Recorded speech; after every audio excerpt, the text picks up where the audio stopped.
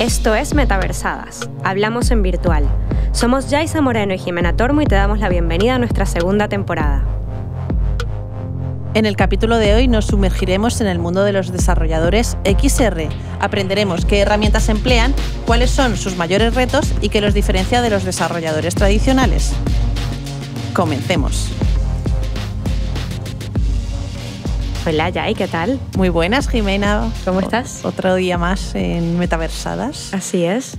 El día de hoy nos vamos a sumergir en un tema que la verdad es que es poco comentado dentro del entorno XR, pero bueno, que es la base de muchas de las experiencias que se hacen en este ecosistema. Es muy importante, de hecho, que pongamos en valor a los profesionales que nos dedicamos al mundo del metaverso, de realidades extensivas, etcétera.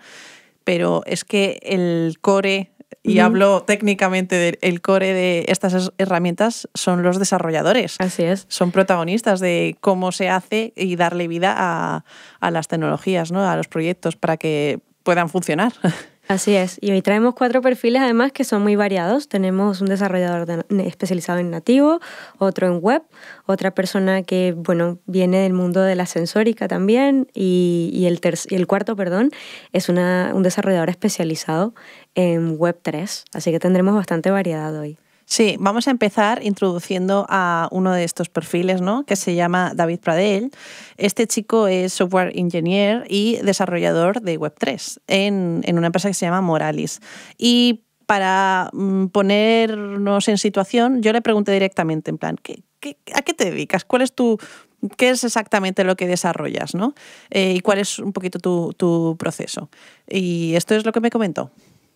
Bueno, yo realmente empecé en Moralis haciendo hacía juegos en Unity y luego aplicaba su SDK de Unity en mi juego y creaba distintas funcionalidades en el juego para que mostraran las funcionalidades del SDK, como por ejemplo conectarme con un wallet, con MetaMask, con lo que sea en el juego, coger mi balance de Ethereum o de lo que sea o incluso mostrar mis NFTs, los NFTs que tengo en una shop, en una tienda en Unity. Y tengo, de hecho hice como unos 10, 12 vídeos que están en YouTube sobre eso. Y ahora hace unos 2 meses, ya no hago eso, ahora soy más un software engineer, que lo que hago es implementar, ya no tanto en Unity, sino en backends de gaming como PlayFab o Azure Functions e incluso el GameKit de Amazon. Pues estamos implementando el SDK de Moralis ahí. Y más o menos, el proceso es ir mirando qué implementaciones tenemos que hacer y nada, ir por ahí. Mucho research. Me ha gustado mucho este comentario de mucho research. Y es que todavía se está desarrollando el cómo introducir los diferentes SDKs. Primero, para esa parte de frontend, ¿no? Esa parte de mostrar lo que tenemos dentro de la blockchain en videojuegos, concretamente lo hace en Unity. Y por otro lado, el cómo se comunica esta información por ese backend, ¿no? Entonces él se ha ido moviendo de un lado a otro, pero siempre trabajando con desarrollo de la Web3 y con toda esa economía detrás de las blockchains, y es un mundo muy interesante. Sí, que además es interesante decir que David viene también del mundo XR, sí. O sea, ya ha trasteado muchísimo con temas de instalaciones, con temas también de sensórica y nos conecta con el siguiente colaborador, que es Bernat Morató, que es Tech Lead Innovation, y nos cuenta cómo empezó a trabajar en el mundo XR. Yo cuando le pregunté a él inicialmente, él viene de la UPC, es un fan de todo lo que tiene que ver con impresión 3D y nos comentaba que al principio su primer contacto fue imprimiendo unas gafas en 3D con un móvil, ¿no? Y a partir de eso, pues bueno, poco a poco se fue metiendo en el mundo hasta que entró y aquí tuvo su primer contacto laboral y vamos a escuchar cómo fue. Pues a nivel laboral, yo más o menos por aquella época ya estaba trabajando en una empresa pequeñita para la que hacíamos guías de museo, pero basadas en Android y en iOS, porque era también el no va más. Y ya habíamos empezado a aplicar alguna cosita de AR en ese entonces, que era, bueno, muy, muy, muy extraño y muy marciano, ¿no? Y era un proyecto en Menorca, que tú estabas en la torre de un antiguo fortín, arriba del todo, entonces con el móvil mirabas y tenías pues varias ciudades en el horizonte que estaban como posicionadas con AR. Claro, yo estoy hablando, pues eso, pues igual sería 2014 o 2010, es decir, súper escueto, súper sencillo, pero muy esto. Y luego a partir de aquí trabajamos una vez con Kinect y ya empecé a buscar pues más trabajo ya basado en esto, ¿no? De decir, ostras, no, esto mola. Y claro, sí, también luego poco a poco fue evolucionando y fue cuando entró Envision, que fue la empresa donde coincidimos con él justamente. Y bueno, tú lo sabes, Bernat era el hombre de los cacharros prácticamente. Sí, tenía todo lo nuevo que entraba a la empresa, era en plan, vamos a tocar a ver qué es esto y voy a poner un cacharro aquí. Y me acuerdo su mesa, o sea, realmente es que era un espectáculo. Era un espectáculo acercarse a la mesa y ver que tenía toda su mesa llena de 800 cacharros. Que era como, vamos a ver. Y él, espérate, porque tengo el Android, tengo no sé qué, tengo estas gafas, tengo el AR, y tenía todos los cacharros nuevos que entraban a la empresa. Él era el hombre que los controlaba. El probador oficial. Claro, súper divertido. Lo interesante es que además ya trabajaba hace muchos años, como dice él, en su primer proyecto, que fue ya hace, creo que me comentaba que era 2012 o así, con realidad aumentada, lo cual eso también lo convierte hasta cierto punto en un pionero en este campo de la realidad aumentada, muy utilizado ahora en turismo también, sí. Que fue como empezó. Y bueno, esto también nos conecta a Rubén. Rubén actualmente es Tech Lead de nativos en Vision, sigue trabajando allí y nos cuenta de cuál fue su primera experiencia cuando entró en la empresa, también relacionada con realidad aumentada. Sí, lo mío pues también fue aquí en Vision. Fue con La Vaca que Ríe, que era una experiencia con un poco de AR, no demasiado, pero sí había un poco de AR. Y luego, más en el mundo VR, fue con las Cardboard, con Teatro Real, que hacíamos los videos 360, el visualizador, digamos, del video 360. Y bueno, era un mundo bastante nuevo y bastante interesante.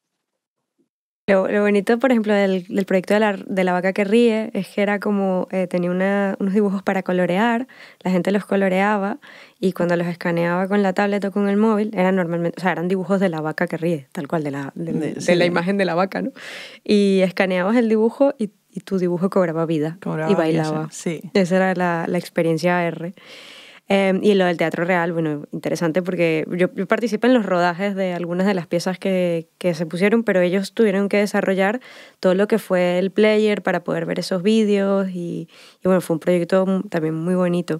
Claro, aquí está lo interesante, ¿no? De cómo trasladar un reproductor normal de vídeo, pantalla estándar, a un reproductor en vídeo 360, ¿no? Esa es la dificultad de estos proyectos de 360, que así fue como empezaron, ¿no? A desarrollar los proyectos. Así es. Y luego, claro, les preguntábamos, y aquí ahora con esta pregunta vamos a introducir a nuestro cuarto invitado, ¿qué habilidades o conocimientos consideran ellos que tiene que tener un programador que quiera dedicarse al mundo de las tecnologías inmersivas? Y aquí vamos a presentar a Alberto Albarracín, que actualmente también es Tech Lead, pero de la parte web en Vision. Y bueno, nos contaba por un lado que era muy importante estar siempre actualizado y además la manera en la que lo cuenta es bastante interesante porque hace mucho hincapié en la investigación y el desarrollo y en la sensación que tienes cuando estás en una industria que es tan cambiante. Vamos a escuchar.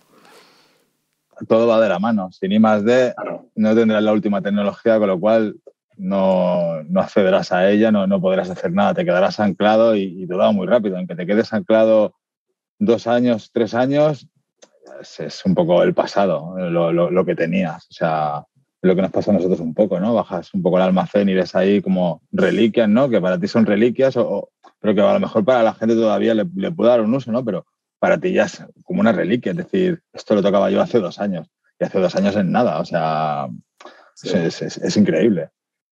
Es que es curioso el hecho de que cogías las Cardboard y es como, esto ya no sirve. Y coges las Pico, pero ahora estamos por la Pico 4. Y es como, ostras, esto es una reliquia de hace nada, que cualquiera que viene nuevo es en plan, y es como, pero sí. Actualízate, chaval. Claro, sí, que para nosotros es eso, o sea, son reliquias, pero hay gente que todavía está utilizando Cardboard para generar experiencias, ¿no? Era lo que hablábamos, por ejemplo, en el capítulo del futuro de los pioneros, ¿no? Que todavía no se termina de sentar el medio, que ya estamos descartándolo y ya estamos viendo lo siguiente, ¿no? Es interesante ver cómo pasa el tiempo para los que estamos dentro y para los que están fuera de la industria. Sí, lo que pasa es que no hay que asustarse. Es decir, que los desarrolladores que quieran involucrarse, un desarrollador al uso de una web o de una aplicación que quiera desarrollarse dentro de este sector, no tiene que tener miedo en plan de, ostras, todo lo que ha pasado hasta lo último, ¿no? Sí que es verdad que tiene que estar constantemente actualizando, ¿sí? Pero no pasa nada si entra con la tecnología ya más innovadora y sigue hacia adelante. No hace falta que investigue lo demás para saber de dónde viene, pero porque cada vez la tecnología se va introduciendo más y más, ¿no? Pero es curioso porque en lugar de centrarnos, digamos, como desarrolladores en la propia tecnología y en lo que nos pueda ofrecer, también nos tenemos que centrar en los conceptos a los que vayamos a atacar, ¿no? Sí. O a qué skills más teórico-prácticas podemos desarrollar. Y entonces David lo menciona muy brevemente en lo que necesita tener un desarrollador para desarrollar Web3. Y básicamente le tiene que molar ese concepto, el concepto de descentralización y de ownership digital, que es lo que yo creo que es a lo que vamos. Y a lo más importante, el ownership digital. ¿Y qué es el ownership digital? Bueno, básicamente es sentirnos propietarios de los assets digitales y ya está. O sea, no se trata de nada más. Simplemente es, por ejemplo, quiero decir, tú cuando vas a comprarte una ropa, pues ya tú por el hecho de comprarte esa ropa, pues eres dueño de tu ropa, ¿no? Eres dueño de tu coche, eres dueño de tu móvil, eres dueño de diferentes aspectos o elementos físicos. Bueno, tienes el ticket, tienes ese concepto de propiedad, ¿vale?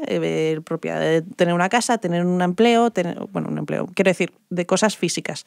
Si nos trasladamos al mundo virtual, no tenemos prácticamente nada porque de repente nuestros datos se han estado vendiendo por activa y por pasiva, ¿no? Incluso la realidad, incluso la inteligencia artificial está robándole el protagonismo a los archivos digitales que son más, ¿cómo diría? Hechos a mano, handmade. Sí, es como dónde está la propiedad intelectual a estos archivos digitales que pueden ser muy fácilmente copiados, que pueden ser muy fácilmente duplicados y que no se sabe muy bien cuál es el que los ha generado, ¿no? El primero. Y ahí es donde entra ese concepto de ownership digital. Ahí es donde entra la blockchain. Ahí es donde entra el concepto de propiedad intelectual digital que nos permite saber que este archivo es original, que tiene un certificado de originalidad y que es perteneciente a esta persona, que a lo mejor no es una persona, bueno, es una persona física evidentemente, pero que no tiene también su protección, digamos, intimidad, ¿no? Es decir, tú no dejas de ser un código y ese código, que es tu wallet, tú puedes vender o puedes transmitir ese archivo digital a otras personas. Y entonces la blockchain, las diferentes redes, hay diferentes maneras de hacerlo, ¿no? Pero a través de las transacciones que se producen por los diferentes nodos de todos los ordenadores, se va siempre generando una capa siguiente y una capa siguiente de digamos, de todo el registro Todas de las dónde va, de todas las transacciones, dónde está ese archivo digital, ¿no? Pero tú puedes saber con esa cierta autenticidad de si este archivo es auténtico y, por ejemplo, de si no lo es porque lo has creado una inteligencia artificial, ¿no? Etcétera. Y esto es un poco que me resultó curioso porque nosotras, para registrar el hecho de que nuestro podcast es un archivo digital, también tiene esa propiedad intelectual a través de NFTs, a través de... O sea, no deja de ser un poquito ese símil de la blockchain con el mundo real de el típico protección intelectual que se ha hecho durante toda la vida con elementos físicos, ¿no? Sí, yo creo que eso, sobre todo los desarrolladores del mundo Web3 tienen que hacer ese ejercicio de trasladar muchos conceptos tradicionalmente asociados a la identidad y a la economía del mundo físico, traducirlos al mundo digital y bueno, yo creo que lo que tú dices, ¿no? Hay una base teórica que tiene que ser muy, muy clave allí. Por otro lado, los desarrolladores que están centrados en el desarrollo de experiencias inmersivas también tienen que tener una serie de skills un poco particulares con respecto a las que tendría un desarrollador que, por ejemplo, genera aplicaciones o webs destinadas a ser consumidas en dispositivos planos como móviles o tabletas, ¿no? Y lo que nos contaba Bernat al respecto era lo siguiente. En cuanto a conocimientos per se, si vas a hacer un desarrollo duro, si vas a hacer en plan, pues, una aplicación desde cero y todo el tema, sí que recomiendo pues, algo de álgebra, sobre todo, lo que sería entender cómo se definen los objetos en el espacio, cómo situarlos, el concepto de escala y tal, que es como, hay un paquete como muy sencillo, que es como fácil empezar y tal, y luego hay cosas más complejas, pero por esa parte un poquito de álgebra, sobre todo, hay que dominar.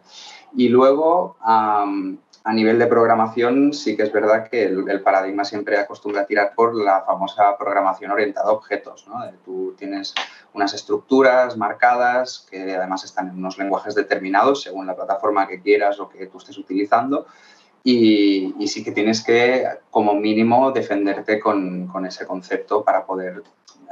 un ejemplo muy sencillo, ¿no? En Unity, para utilizar la webcam, declaras un objeto que es de tipo webcam y luego le dices enciéndete, ¿no? Entonces, esto para todo, para las conexiones, para los objetos cuando chocan, para las luces, para un montón de cosas. Tú tienes tus objetos luz, que les dices más arriba, más abajo, más fuerte, más flojo, las cámaras, más abierto, más cerrado. Bueno, todo va como en entidades, ¿no? Entonces, ese concepto es básicamente programación orientada a objetos.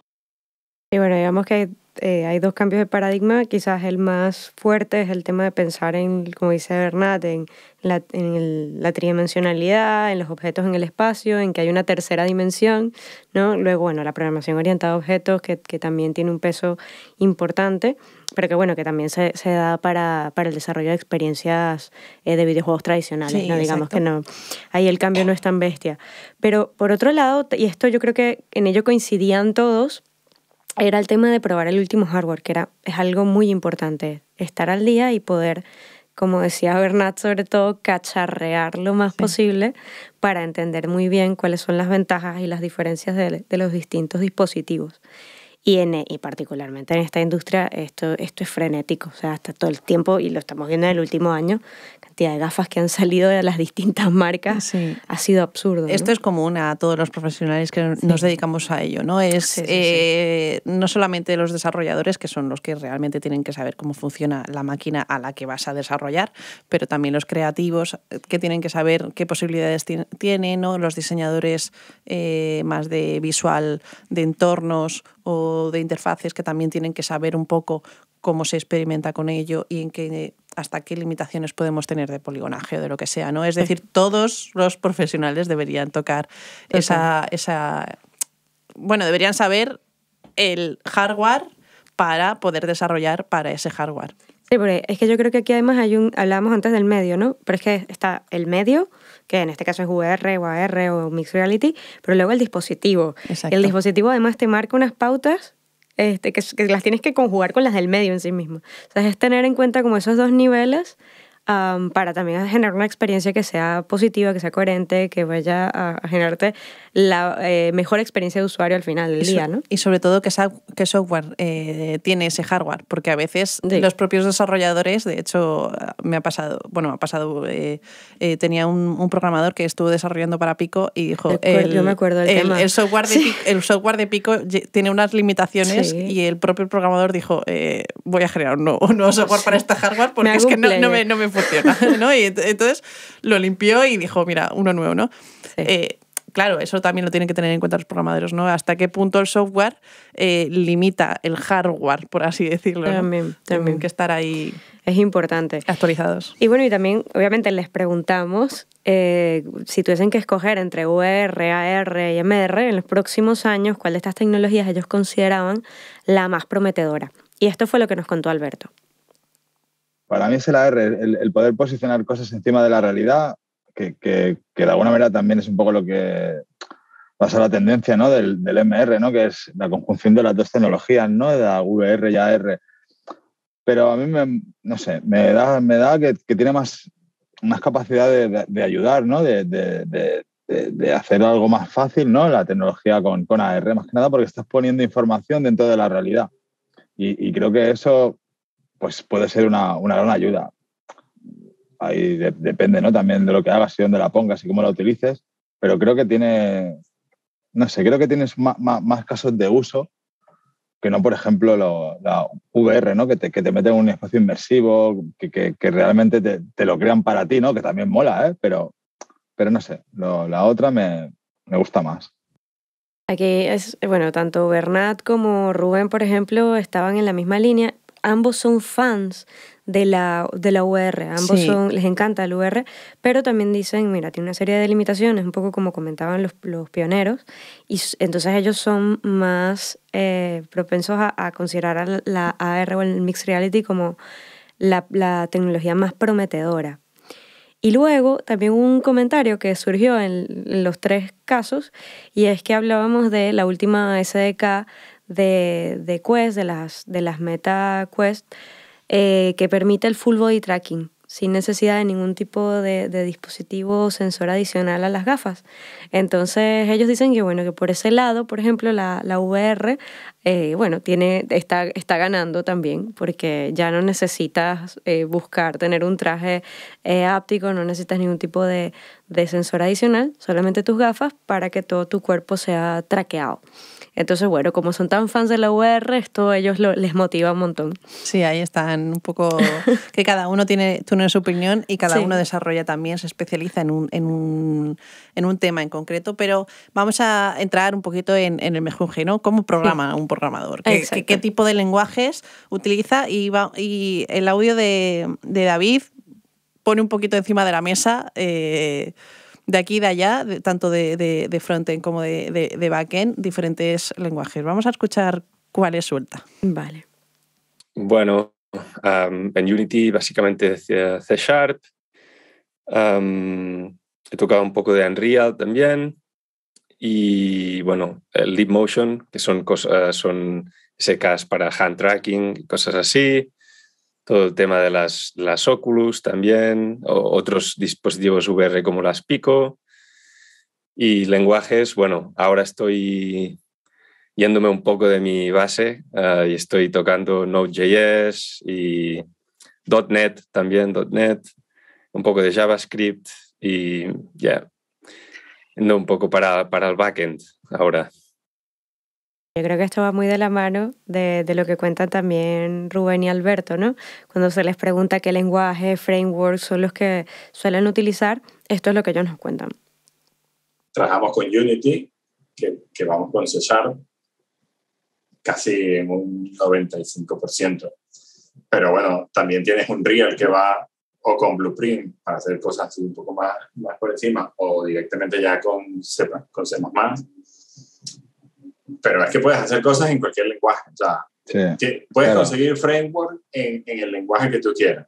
Te digo esos que son un poco los más conocidos quizás, pero hay de todo. Y después si te vas a la parte web con JavaScript, con Python, con... Bueno. Claro, aquí ya el abanico se dispara porque Sí. Lo que sí que es verdad que te tienes que apoyar para hacer cosas potentes, te tienes que apoyar en plataformas, ¿no? Como 8Wall, como Zappar, como Blipart, te tienes que apoyar de estas tecnologías porque si no podrías acceder a todo porque, pues bueno, cada una tiene su tecnología que te abarca, pues navega. Hay muchos tipos de navegadores, teléfonos, plataformas, pero después ahí tienes un abanico de lenguajes como lo que decía Rubén, A-Frame, JS, con sus derivados, React, de Vue.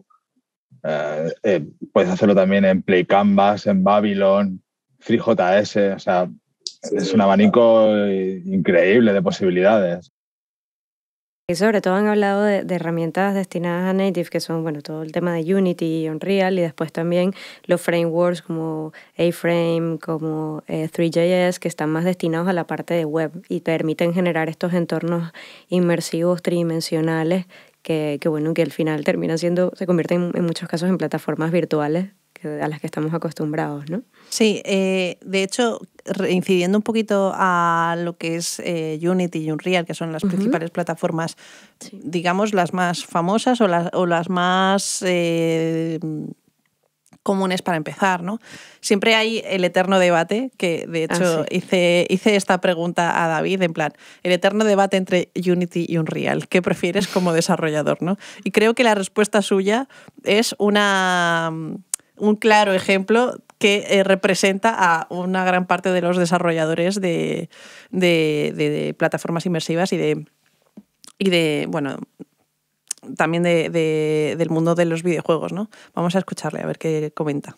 He tocado mucho más Unity, realmente, y lo que veo, al menos, es que, ya no sé ahora, pero hace un par de años la comunidad era mucho más grande en Unity. Yo creo que aún lo sigue siendo. Luego tienes mucha más ayuda online para cualquier cosa que te salga. Casi está todo ya. Cualquier cosa que tengas, cualquier issue que tengas en Unity, casi lo encuentras todo. Buena documentación.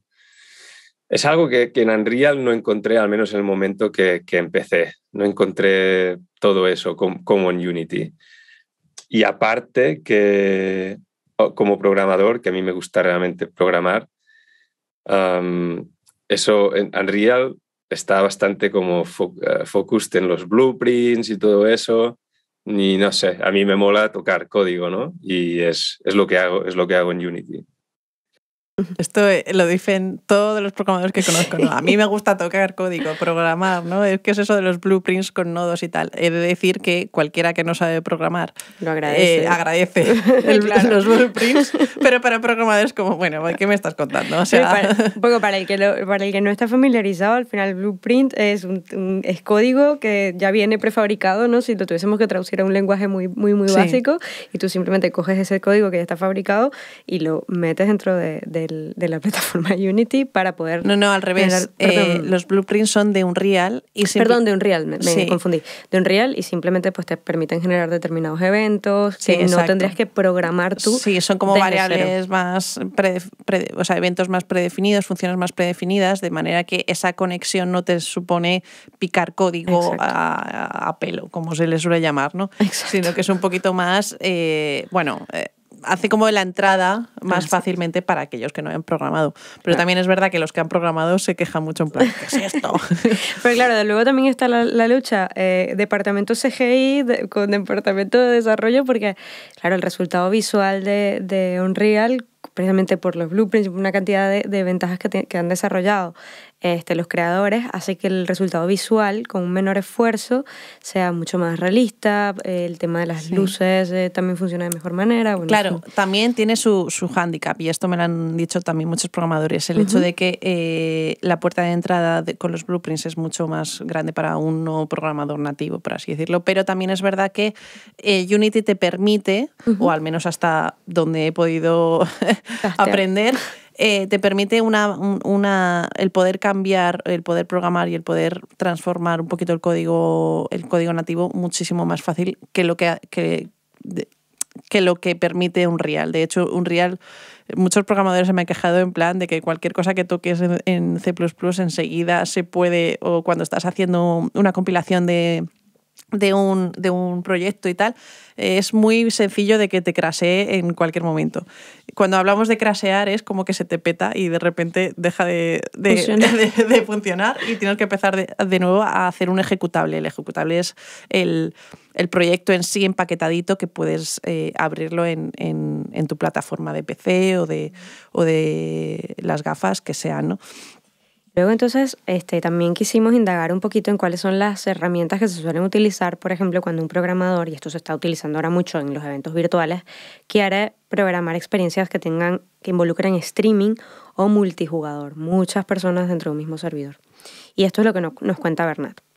Sobre todo si vas a hacer cosas de streaming y conexión en multijugador y tal, a menudo asoma el JavaScript, asoma el Python y lenguajes de backend duros, ya más fuera de mi expertise en realidad, en plan pues el Rust o Ruby o lenguajes ya más orientados a lógica de negocio dura, ¿no? De si tú quieres mantener algo concurrente súper fuerte y con mucha gente y tal, necesitas también cosas muy específicas. Pero bueno, depende un poco de dónde te pongas, de qué sitio quieras programar de estas experiencias, ¿no? Y bueno, él también, como tiene la pasión por los cacharros, nos cuenta cuáles son las herramientas que suele utilizar para trabajar con sensores. Y para ya cosas más externas, más físicas, sí que es verdad que tienes el Arduino IDE, que es oficial suyo, o también puedes utilizar una extensión del VS Code que se llama Platform.io, que incluso tienes como para grabarlo en el Arduino y todo, está integradito y está gratuita y tal.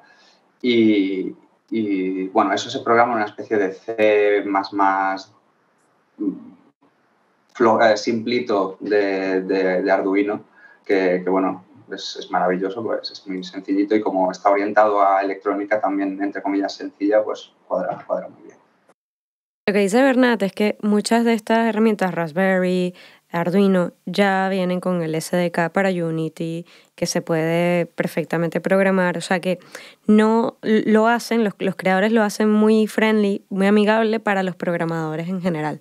Entonces no necesitas aprender un código adicional, ya con tener la herramienta básica y contar con la SDK, es fácil programar este tipo de herramientas que al final son como mini ordenadores programables, ¿no?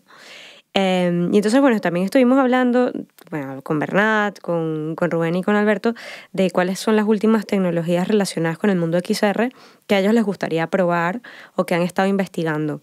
Y bueno, por un lado tenemos el Lightship VPS, que es de la gente de Niantic, que gracias a que Niantic creó Pokémon GO, tenemos todo el mapa de gran parte del mundo ya generado. Y entonces el Lightship funcionando de la mano con 8Wall, que es un framework que permite la creación de experiencias de realidad aumentada en web, permite geolocalizar contenidos. Entonces tú te puedes ir a Plaza Cataluña, geolocalizas un contenido allí, puedes utilizar un marker que sea algún elemento de la plaza y entonces a través de una experiencia web, porque funciona con WebAR, puedes ver un contenido en un espacio público que esté geolocalizado en ese lugar. Y eso, bueno, abre muchísimas posibilidades. Luego otra cosa que comentaban era el área target de Vuforia, que funciona escaneando un entorno a través de un sensor de profundidad como el LiDAR, por ejemplo, de los dispositivos de Apple. Y bueno, al hacer este escaneo, ya la aplicación entiende cómo luce ese espacio. Por lo tanto, puedes integrar contenido en realidad aumentada dentro de ese espacio preescaneado y entonces al escanearlo con tu teléfono al momento de ver la experiencia, los elementos ya están integrados en todo ese entorno. Digamos que no funciona, es como si todo el entorno fuese tu marker. Vale. ¿No? Entre otras cosas que también permite el área target de Vuforia. Y luego lo que hemos comentado ya previamente, el Location Based Entertainment de HTC Vive con la Focus 3, que nos permite hacer un tracking de todo el espacio solamente con las cámaras de las gafas, ¿no? Y utilizando markers en el entorno ya no necesitamos la mochila con el ordenador detrás. Y entonces estas son, digamos, las 3 tecnologías que ahora mismo a ellos más les emocionan dentro de lo que hay disponible, ¿no? Actualmente. Y bueno, ahora hablando un poquito también de temas de eventos virtuales y tecnologías que se suelen utilizar para este tipo de experiencias, hay dos que son importantes. Por un lado, el cloud rendering, que es el render en la nube, que ahora lo vamos a escuchar qué es exactamente y para qué sirve, y el pixel streaming. Entonces, primero tenemos a Rubén que nos cuenta qué es el pixel streaming. Cuando tú ejecutas tu aplicación en el navegador, la ejecutas en tu máquina, en tu cliente. Y estás sujeto a las especificaciones de hardware de tu máquina. Y además estás sujeto a lo que puedes hacer dentro del navegador. Entonces, el pixel streaming es agarrar todo ese procesamiento de la aplicación que estés ejecutando y sacarla y llevártela a un servidor potente y potente y con hierro. Y tú, en tu cliente, simplemente ves una señal de video, que de hecho es así, es una señal de video que va por WebRTC. Y tu cliente envía al servidor los inputs, si mueves el ratón o las pulsaciones del teclado. Entonces, tú ves una aplicación que se ejecuta con mucha calidad, pero que no se está ejecutando en tu máquina, que se está ejecutando en el servidor. Y tú al servidor pues le mandas eso, los inputs, básicamente. Vale, entonces aquí lo que comenta Rubén, como escuchamos, es que básicamente lo que haces es que utilizas la potencia de un ordenador externo y lo que tú recibes como input es la calidad visual que ese ordenador es capaz de procesar.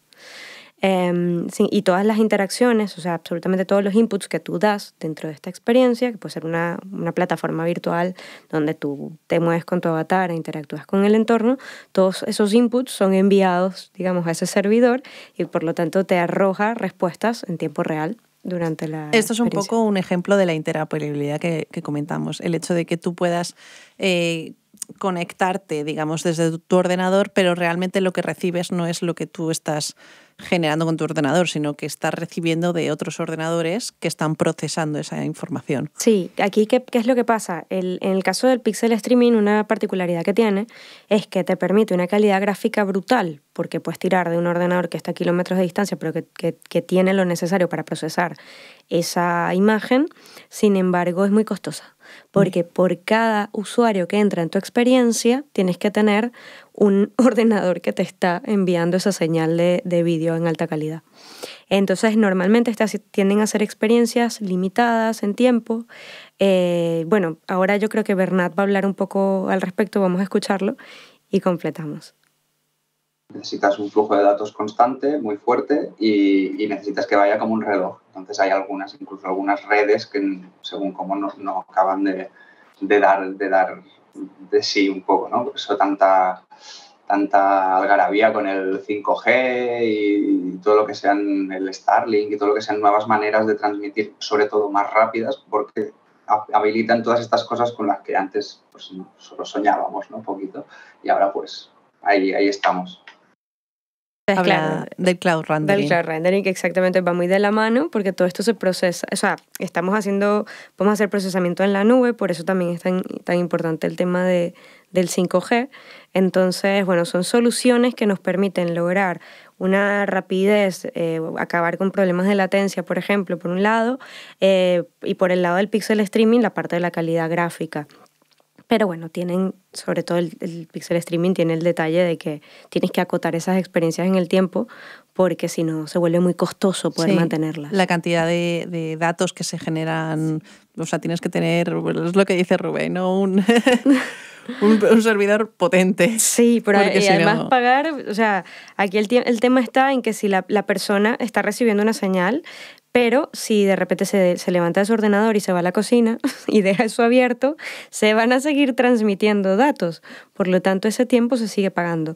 Y lo que me decía Rubén es que le han desarrollado soluciones como que si han pasado tantos minutos o segundos desde que dejaste de utilizar, de navegar, la web cierra la experiencia y tienes que volver a loguearte para seguir explorando el entorno o lo que sea. Sí, claro, es que aquí podemos evitarnos un poquito esa parte de optimización porque lo hace otra máquina, pero aún así tiene todas requerimientos complicados. Exacto. Vamos a trasladarnos un poquito de estas tecnologías tan innovadoras que tanto le gustan a los desarrolladores y vamos a meternos un poquito en cacharrería más experiencial con Bernat y vamos a hablar sobre el Leap Motion. A ver qué nos cuenta.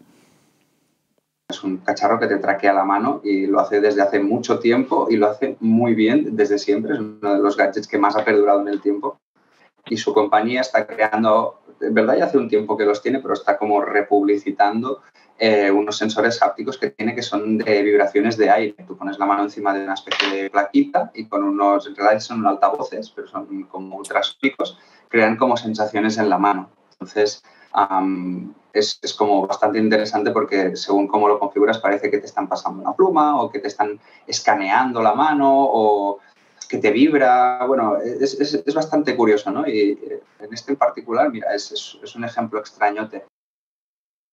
Claro, luego además él añadía, o sea, Leap Motion es de los más antiguos, pero añadía que existen también los guantes de resistencia, que lo que hacen es que te limitan el movimiento de la mano durante la experiencia. Por ejemplo, puedes coger algo, puedes coger un vaso en el mundo virtual y estos guantes lo que hacen es limitarte la mano para que tengas la sensación de que estás, de hecho, cogiendo ese elemento. Luego también, bueno, habla de las cámaras de profundidad como sensores, de sensores de posición, de presencia, de luz. Entonces, él dice que, bueno, que cada uno dependerá del uso que le quieras dar, pero bueno, que se pueden aplicar en este tipo de experiencias, tanto en experiencias que están vinculadas a realidad virtual como experiencias que tienen que ver con instalaciones físicas. Es que es uno de los siguientes pasos después de la inmersión, ¿no? El hecho de que no solamente te pongas unas gafas de realidad virtual para entrar en un mundo nuevo, sino que además puedas sentirlo tácticamente, con olores, con sensaciones, con calor, frío, sí, con que te viene un aire. Vamos a poner un ejemplo de Bernat sobre una experiencia sensorial del proyecto de Macael. Hubo uno de una cantera que era increíble, que literalmente teníamos un subwoofer en el culo de la persona y cuando caían unas rocas así delante, que habían puesto ahí una cámara, que yo no sé qué le debió pasar a esa cámara, que te venían todas las piedras encima y todo, te vibraba el culo y oías el sonido y además te daba el viento y era una maravilla. Eso, madre mía, costó mucho, y se hizo en relativamente poco tiempo porque el cliente tenía prisa, pero qué maravilla. Este proyecto fue muy interesante. Yo participé en la parte de guión y montaje, ¿no? Y es como dice él, o sea, ya ver el plano era impresionante porque era una cámara 360 puesta al lado de una cantera que estaba estallando y literalmente venía una nube de polvo gigantesca, pero además el trabajo de Bernat fue hacer que esa explosión nos afectara en cuanto a vibraciones y consistía en una cabina, lo que se llamaba sensory booth o cabina sensorial, que tenía estos estímulos a través de vibraciones de sonido y toda la parte él la programó y la sincronizó con un vídeo 360 de la cantera. Esto me parece espectacular. O sea, me parece, esto sí que es vivir una experiencia inmersiva totalmente real, sí, ¿no? Con todas las sensaciones que hacen que estés totalmente inmersivo. Claro, esto no lo puedes explicar. O sea, lo estamos explicando para que más o menos la gente se haga una idea, pero es que lo tienes que vivir para experimentarlo, ¿no? O sea, para saber un poco todas las complicaciones técnicas que pueden llegar a tener y para que sientas eso, ¿no? Es curiosísimo. Luego también le preguntamos a Bernat que nos contara un poco qué ha visto él de nuevo en este tema de la sensórica, porque como decimos, esta tecnología, como todas las demás, ha avanzado muy rápido. Y mira lo que nos cuenta, es un caso muy particular. Unas gafas que vi hace un tiempo que era para poner debajo de las gafas VR y llevaban unos parches que al uso serían como, imagínate, como unos parches de nicotina, pero que estaban conectados a unos pequeños depósitos de distintas sustancias que hacían que te diera calor o frío en las mejillas. Y solo yo lo vi en feria, por decirlo así, pero era bastante curioso. Y es muy fuerte porque son cosas que cuando las ves te sorprenden mucho, pero luego hay un trabajo muy fuerte detrás para ver cómo O sea, ¿en qué contexto es más adecuado para añadirlo en una experiencia, ¿no? Ostras, ¿qué puede representar con esto? Claro, si tienes frío y calor en las mejillas, puede ser pues, de que tienes fuego delante, o pueden ser muchas otras cosas. Y aquí viene un poco la magia, ¿no? De todos estos cacharritos y estas cosas. Me encanta cómo lo vive y como en plan de... Ya le buscaremos un uso, pero fíjate, te puede dar calorcito en las mejillas, imagínate que te está saliendo fuego por delante y tú tienes esa sensación física en una experiencia de realidad virtual, es guapísimo. Brutal. Sí. Y luego, bueno, también está un poco la parte... A nosotros nos interesaba hoy también destacar qué es lo que diferencia a un programador tradicional, acostumbrado a interfaces planas, versus un programador que se especializa en este tipo de experiencias. Entonces, Bernat también nos cuenta que hay una diferencia muy puntual y es la siguiente. Un poquito, más que nada, porque tienes que estar pendiente de la tercera dimensión esta que tienes, que no es lo mismo tener una pantalla plana delante donde tú estás centrando tu atención, ¿no? tu focus, sino que tú tienes ahora un entorno. Es como tú no te organizas igual cuando tienes que escribir y dibujar que cuando tienes que cocinar en la cocina, ¿no? Entonces es como, bueno, y de ahí sale toda una nueva, en verdad, rama de user experience y de desarrollo de interfaces gráficas bastante increíble también, porque hay que pensar de muchas maneras, ¿no? Al principio todas las aplicaciones VR eran como entro, paneles y botones, ¿no? Es como todo igual, como estamos acostumbrados a verlo en pantallas planas y alrededor de nuestra cabeza y tal. Pero luego ves cositas de gente que, bueno, interacciona con cosas físicas que ya representan unas acciones, la información presentada de otra forma, las paletas en la mano, ¿no? Estas que salieron mucho con las Vive al principio y se han quedado del todo, que tú tienes la paleta y aquí tienes las opciones y el hecho de tener como el mecanismo, ¿no? La lógica de cómo funciona dentro del espacio, de saber crear o dibujar o lo que estés haciendo en la aplicación en sí. Es curioso porque yo, como me dedico más a la parte de la interfaz, me resulta muy interesante de que muchos programadores están especializándose dentro de la programación única y exclusivamente en la parte de interfaz. Uh-huh. Es como un frontend web al uso, pero ahora no. Ahora es una interfaz exclusiva en un desarrollo de una aplicación 3D o una aplicación que tenga ese volumen de profundidad, ¿no? ¿Por qué? Porque las interfaces ya no son planas, o no deberían de ser planas, porque falta, o sea, puedes experimentar mucho con interfaces mucho más diegéticas, ¿no? Mucho más orgánicas, que sean 3D, que sean objetos, ¿no? Es lo que dice la paleta, ¿no? Entonces, el programador y el diseñador de interfaces aquí tiene que estar muy de la mano, porque, claro, el poder diseñar una paleta de colores para poder pintar en el espacio 3D conlleva que el diseñador no solamente se lo tiene que imaginar, sino que tiene que probar todo el rato, hacer mucha parte de prototipado, ¿no? Y el prototipado no es 2D. El prototipado es con un programador al lado que le diga, oye, ¿puedes hacerme este framework chiquitín para poder hacer este prototipo chiquitín y ver cómo funciona?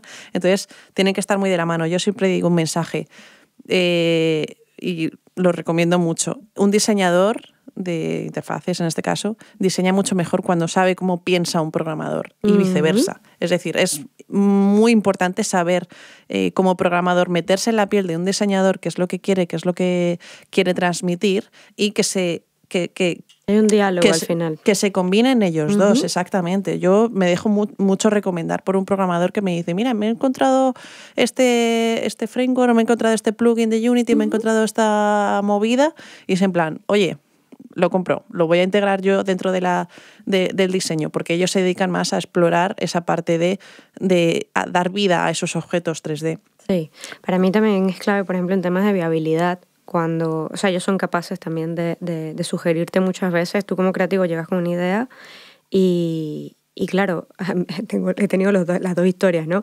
Quiero hacer esto y me dicen imposible. Siempre dicen no. Nos tenemos que bajar un poquito, unos cuantos escalones, pero otras veces es, pero te has quedado corta. Sí. Es que se puede hacer todo esto. Yo, fantástico, pues vamos. Entonces yo creo que sí, que al final es lo que dice, la comunicación entre los diferentes roles es clave, pero ellos además tienen mucho que aportar desde ese punto de vista.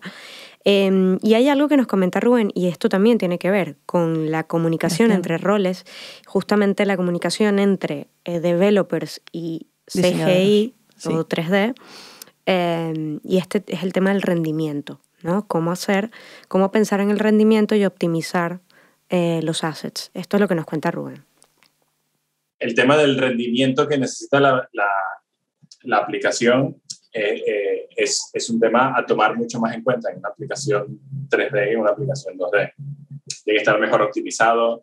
Luego también entran en juego una cantidad de técnicas de rendering porque entonces ya tienes iluminaciones, tienes reflejos, tienes sombra, tienes un montón de cosas que en la aplicación 2D no tienen. Entonces, o sea, la complejidad es más que todo desde el punto de vista visual. Sí, absolutamente. De hecho, cuando habla del rendimiento en luces, ya nos centraremos en esta parte cuando hablemos más de esta otra área de profesionales, ¿no? Del mundo del CGI, porque tiene mucha tela el hablar de cómo optimizar, cómo generar assets 3D, pero sí que es verdad que centrándonos solamente en la parte de rendimiento, hay una diferencia muy básica entre una luz en tiempo real, que es la que se produce la mayor parte de las veces en proyectos de realidad virtual y de realidad aumentada, y luego una bakeada, que esto se traduce literalmente en que tú tienes el objeto y tienes, digamos, toda la iluminación precalculada, de manera que el ordenador no lo está calculando todo el rato. Son como pegatinas de sombras. Sí, un poquito, ¿no? En el entorno, por decir una cosa poco cercana, digamos, al público general.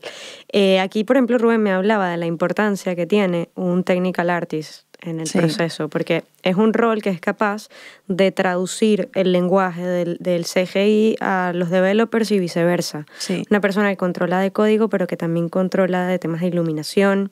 Pero bueno, decía Rubén, es importante también que uno tenga una idea, una noción de lo que son, por ejemplo, los shaders, de lo que es el vaqueo, lo que es la iluminación en tiempo real. O sea, este tipo de contenidos, como decíamos antes también, teóricos, son claves para un programador que quiere dedicarse a este mundo. También, si nos vamos un poquito más a la parte de backend o a la parte de Web3, más al uso, más de plataformas virtuales, hablamos con David, que se dedica un poquito también a esa mezcla entre blockchain con Web3. Y como él hace vídeos en YouTube explicando un poquito la SDK que ha estado desarrollando, yo le pregunté, ¿qué te preguntan los usuarios que están interesados en tus vídeos de YouTube, ¿no? Y estas fueron sus respuestas. Bueno, hay muchos comentarios como este, ¿no? Queremos crear un metaverso. De esos he tenido un montón. O sea, es decir, de gente que realmente no está, simplemente ve el vídeo y no está muy profundizada en el tema y me dicen, hostia, ¿cómo lo puedo hacer? Luego yo le digo, bueno, pues aprende, porque es un tiempo, ¿no? No puedes hacer de repente un metaverso, o al menos yo lo veo así. Pero luego hay gente más metida en el tema de la blockchain y Web3 que tienen preguntas ya más técnicas de con qué chain, con qué blockchain lo puedo hacer, o incluso ya muchas preguntas técnicas del SDK en sí, ¿no?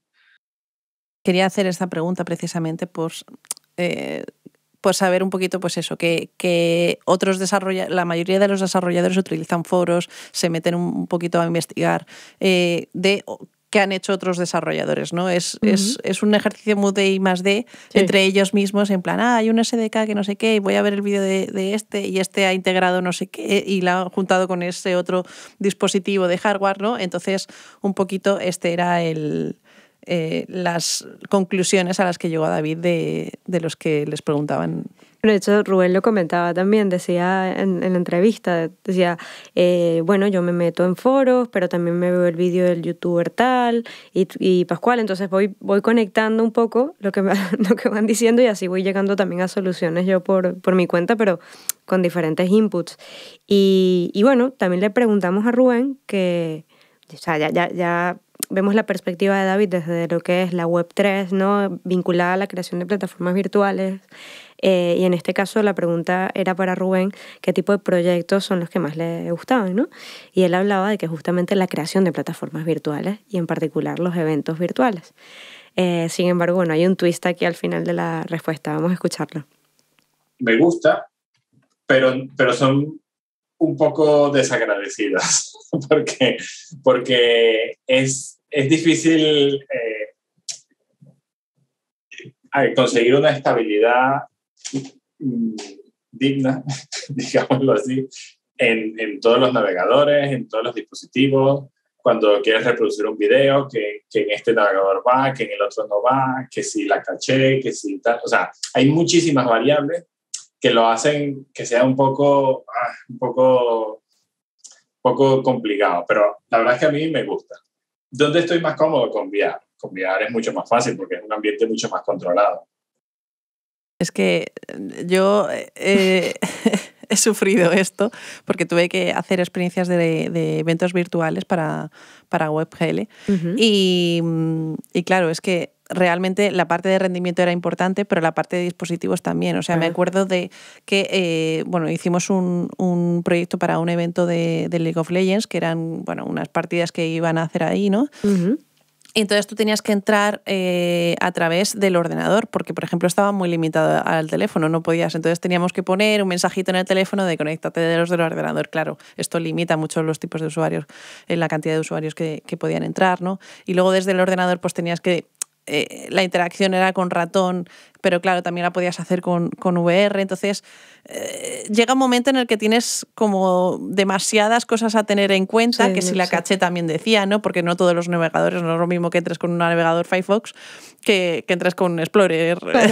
Al uso, ¿sabes? Como el Explorer es lo más mierda que puedes encontrar, pero claro, hay mucha gente que va a entrar ahí. Claro. Entonces, claro, tienes que tener en cuenta un montón de cosas. Bueno, de hecho, justamente Alberto comentaba de un proyecto que se hizo internamente en Vision, que era para una marca de coches, y era un evento en el que había que hacer una experiencia multidispositivo. No era una plataforma muy compleja, sin embargo, tuvieron inconvenientes por querer, y él cuenta, quizás el mayor error fue querer abarcar todo el espectro de dispositivos que había. Y bueno, esto les trajo problemas incluso de servidor. Contaba Rubén también que tuvieron un error en un momento dado y un montón de personas empezaron a entrar en un solo servidor. Claro. Por suerte, bueno, tenían que lanzar un contenido de vídeo entre medias y pudieron salvar, digamos, la experiencia, ¿no? Los usuarios no la vivieron, o sea, no tuvieron una mala experiencia del todo, pero que decía Alberto, quizás nuestro fallo estuvo en querer abarcar demasiado. Sí, de hecho esto es un error muy común. Uh-huh. El hecho de que, por ejemplo, si quieres desarrollar para AR o VR para móvil, ¿no? Uh-huh. Es en plan, ¿hasta qué número? Yo siempre digo, ¿hasta qué número de ellos puedes abarcar, ¿no? Sí. Por ejemplo, siempre me dicen, voy a desarrollar para iOS 7, para iOS 8, no es para... hasta qué software te permite. Y es como, no vayáis muy abajo, porque aunque no todo el mundo pueda tener un iPhone 10, 11 o no sé cuál está ahora, este es el único hardware, por así decirlo, que te va a permitir tener esa experiencia lo mejor posible. Claro. Porque si estás o sea, si haces tu contenido con mucha calidad, pero luego la limitas mucho para que se vea en un dispositivo muy, muy, muy bajo, tienes que considerar muchas variables. ¿Le estás dando calidad? ¿Sabes? O sea, sí. Te lo está rompiendo. Entonces hay que andar un poquito con cuidado con eso. Y recorriendo todo lo que hemos hecho de cacharreos, de XR y de Web3, vamos a centrarnos un poquito a cómo definen. Vamos a centrarnos en el metaverso, ¿no? ¿Cómo definen los desarrolladores el metaverso? A mi entender, el metaverso es... Sí, algo virtual, bueno, un espacio virtual, un espacio 3D, ya sea totalmente virtual o, como te he dicho, mixed reality, ¿no? Un poco con AR. y que combina la tecnología blockchain. La perspectiva de David es más hacia la Web3, bueno, Exacto. una tendencia que definitivamente está presente y lo hemos comentado también, que bueno, que al final va muy de la mano del concepto de metaverso. En el caso de Rubén, Rubén considera que la palabra metaverso al final encierra muchísimo marketing y que eso está haciendo daño al sector en general.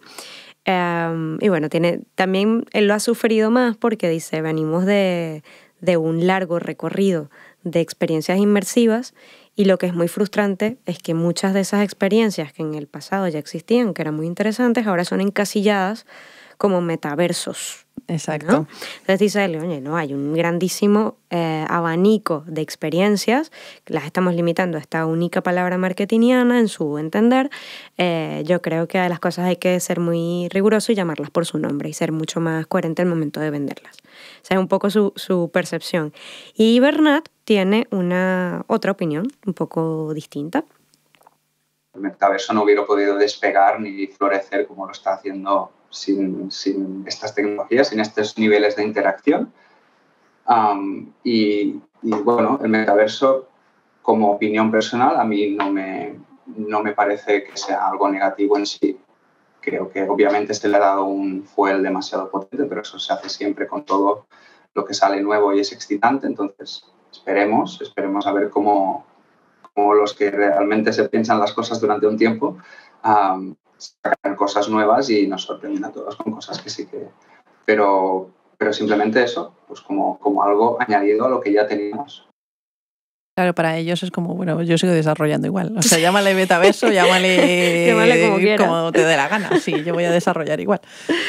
Y bueno, ya vamos a cerrar un poco el capítulo, ¿no? Con los testimonios de nuestros developers con respecto a, bueno, ¿qué le recomendarían a un desarrollador que quiera incursionar en este mundo XR y en el caso, bueno, de David, más en el mundo de Web3?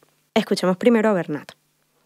Que se mantenga muy informado y que si lo necesita para lo que quiere hacer, que se aprenda un lenguaje nuevo, que lo hacemos continuamente en el mundo del IT. Y al principio cuesta un poco, pues luego la zona de confort se amplía, por decirlo así, entonces estás cómodo con 2 lenguajes y a menudo cuando te pones con una plataforma ya estás obteniendo conocimientos de otra plataforma, aunque sea ligeramente distinta. Entonces, que se meta. Lo que te recomiendo es que se meta. Solo descargarse y utilizar unas muestras, unas samples, y ya te dan un montón de conocimiento aunque no te des cuenta. Cuando has hecho 10, sabes mucho más que cuando no tenías ninguna. Y es cuestión de, si ya programas, meterse es cuestión de un getting started.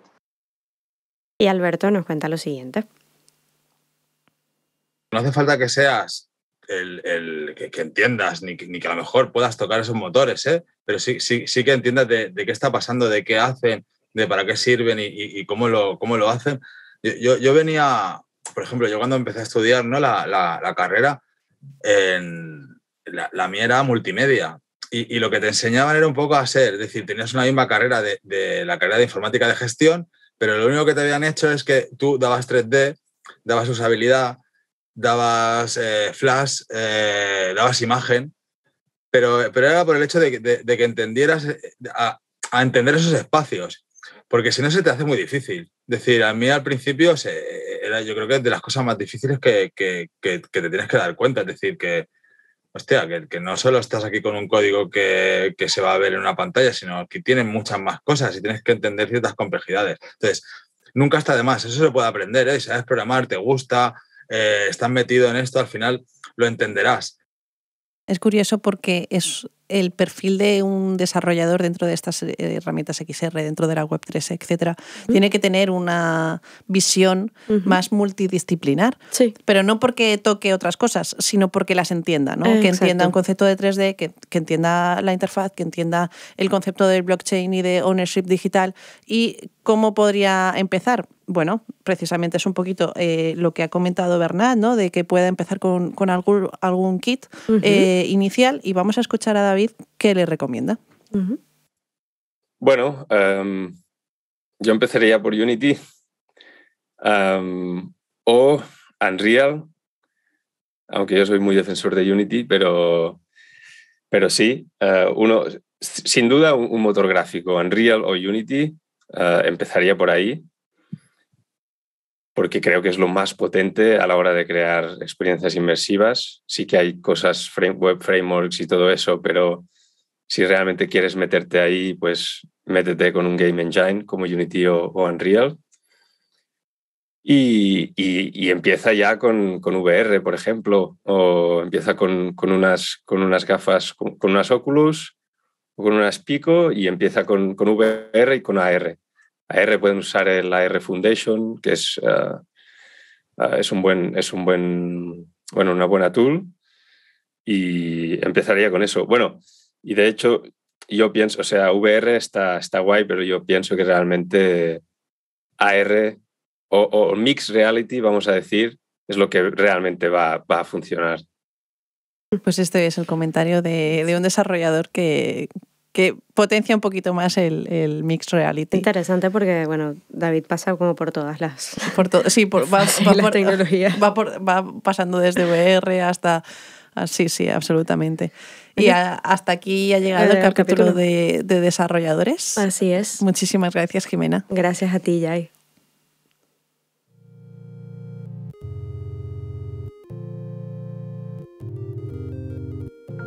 Y así termina nuestro programa de hoy. Esperamos que lo hayas disfrutado.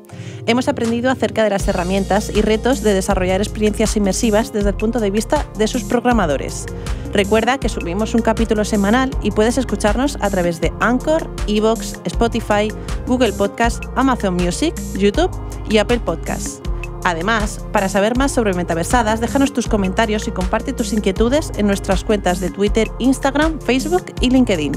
Si crees en este proyecto y quieres apoyarnos para que siga creciendo, te invitamos a donarnos un café a través de nuestro perfil de Ko-fi, Ko-fi.